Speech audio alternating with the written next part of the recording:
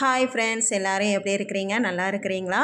இதை நாங்கள் ஆடி வெள்ளிக்கிழமை நாங்கள் கோயிலுக்கு போயிருந்தோம். மாரியம்மன் கோயில் நீங்கள் பார்த்தோன்னே தெரிஞ்சிருக்கும். உங்களுக்கு தீச்சட்டி எடுத்துகிட்டு வந்த உடனே தெரிஞ்சிருக்கும் மாரியம்மன் கோயிலுக்கு தான் போயிருக்கோன்னு. ஏன்னா வருஷம் வருஷம் நாங்கள் மாரியம்மன் கோயில் போவோம். இந்த வருஷம் ஒரு நேர்த்திக்கடன் வச்சுருந்தேன் நான். எலுமிச்சை மாலையும் அதுக்கப்புறம் என் பசங்களுக்கு மாவிளக்கும் எடுக்கணும் அப்படின்னு சொல்லி நினச்சி வச்சுருந்தது. கிட்டத்தட்ட 2-3 வருஷம் கழித்து நான் பொங்கல் விடுறேன். ஏன்னா இல்லைன்னா எப்போவுமே நாங்கள் வர நேரம்லாம் பொங்கல் விடுவோம். இந்த தடவை தான் ரொம்ப கொஞ்சம் 2 வருஷம் கழித்து நான் விடுறேன். அதுக்கப்புறம் விட்டுக்கிட்டே எப்படி பார்த்தீங்களா, நாங்கள் கூழ் குடிச்சிக்கிட்டே பொங்கல் விட்டுக்கிட்டு இருந்தோம். பொங்கலும் நல்லா அழகாக பொங்கல் வச்சு பொங்கல் நல்லா பொங்கல் வந்துச்சு, அழகாக பொங்கி வந்துச்சு. நல்லா அதுக்கப்புறம் சர்க்கரை கட்டியெல்லாம் போட்டுட்டு நல்லா பாயசமும் நல்லா சூப்பராக வந்துருந்துச்சு. எல்லோரும் நல்லபடியாக சாப்பிட்டோம். அதுக்கப்புறம் பார்த்திங்கன்னா உள்ளே கோயிலுக்குள்ளே போனோம். கோயிலுக்குள்ளே போய் நல்லா சாமி கும்பிட்டுட்டு ரொம்ப நேரம் வரிசையில் நிற்க வேண்டியதாக தான் இருந்துச்சு. எப்படியோ கும்பிட்டுட்டு வெளியே வந்து அதுக்கப்புறம் தான் மாவிளக்கு எடுக்கணுமே அப்படின்னு சொல்லிட்டு மறந்துட்டோமேன்னு சொல்லிட்டு மாவிளக்கு எடுத்தேன். என் பையனுக்கும் எடுத்தேன், அப்புறம் என் ஹஸ்பண்டுக்கும் எடுத்தேன். சின்னவனுக்கு நேர்த்திக்கடன் போடலை, அதனால் அவனுக்கு எடுக்கலை. அதுக்கப்புறம் 108 மாலையை தான் கொண்டு போய் அங்கே சாத்தணும். நல்ல தரிசனம். அம்மா அவ்வளோ அழகாக இருந்தாங்க. எனக்கு அது பார்க்குறதுக்கே கண்கொள்ளா காட்சியாக இருந்துச்சு. அப்புறம் அங்கேயே லட்டும் அதுக்கப்புறம் முறுக்கையும் வாங்கி சாப்பிட்டுட்டு உட்காந்துக்கிட்டு இருந்தோம்.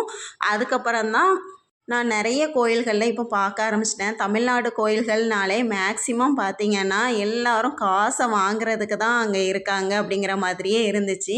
ஒரு சின்ன இது கூட எப்படின்னா, இந்த மாவிளக்கு இந்த பாட்டி எடுக்காங்கல்ல, இந்த பாட்டி கூட நாங்கள் 50 ரூபா கொடுத்தோம் அவங்க எடுத்ததுக்கு. ஆக்சுவலி நாங்கள் அவங்கள எடுக்க வைக்க வேண்டிய அவசியமே இல்லை, நாங்களே எடுத்துருந்துருப்போம். அவங்களாம் உட்காந்ததுனால சரி உட்காந்துருக்காங்களேன்னு சொல்லிட்டு எடுத்தாங்க. அவங்களா எடுத்ததுனால நாங்கள் சரின்னு சொல்லி விட்டுருந்தோம். அவங்க எடுத்துட்டு நாங்கள் 50 ரூபா கொடுத்ததுக்கு இல்லை 100 ரூபா கொடுங்க அப்படின்னு சொல்லி கேட்டு வாங்கிட்டு போனாங்க. சரி கேட்டு வாங்கிட்டு அங்கே கொடுக்குறோம், இல்லைன்னு சொல்ல. அதே மாதிரி அங்கே நிறைய பேர் அதே மாதிரி உட்காந்துருக்காங்க. அதை நினச்சா தான் கொஞ்சம் வருத்தமாக இருக்குது ஒவ்வொரு கோயில்கள்லையும். அதுக்கப்புறம் பார்த்திங்கன்னா உள்ள என்ட்ரி ஃபீஸு எல்லாமே நாங்கள் கோயில் கொடைக்கு உள்ளக்கே என்ட்ரு ஆக முடியாதுன்னு நினச்சோம். ஆனால் பரவாயில்ல, கடவுள் புண்ணியத்தில் நாங்கள் உள்ளே என்ட்ரு ஆகிட்டோம். அதுவும் கரெக்டாக முன்னாடி வாசலுக்கே நாங்கள் கொண்டு போய் விடுற மாதிரி இருந்துச்சு. எங்களுக்கு அதுவே ஒரு பெரிய சந்தோஷமாக இருந்துச்சு.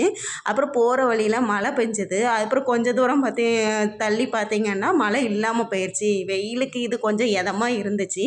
அப்புறம் வெட்காளியம்மன் கோயிலுக்கு நாங்கள் போனோம். அங்கே கரெக்டாக நாங்கள் கார் இறங்குற இடத்துல ஒரு பிள்ளையார் இருந்தாங்க. அவங்கள சாமி கும்பிட்டுட்டு அதுக்கப்புறம் தான் உள்ளக்க போனோம். அங்கேயும் பார்த்திங்கன்னா சில மனசு கஷ்டப்படுற மாதிரியான நிகழ்வுகளாக நடந்துச்சு. என்னென்னா, அங்கே அவ்வளோ வளையல் குமிச்சு போட்டிருக்காங்க. ஆனால் அந்த வளையலை விற்கிறாங்க அவங்க.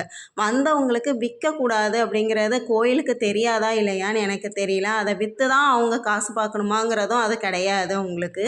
ஆனால் அந்த அவ்வளோ வளையல் கிடந்த இடத்துல ஒரு 2 வளையலை கொஞ்சம் ஃப்ரீயாக கொடுத்தா நல்லாயிருக்கும். பாய் ஃப்ரெண்ட்ஸ், ஹாப்பியாக இருங்க, ஜாலியாக இருங்க.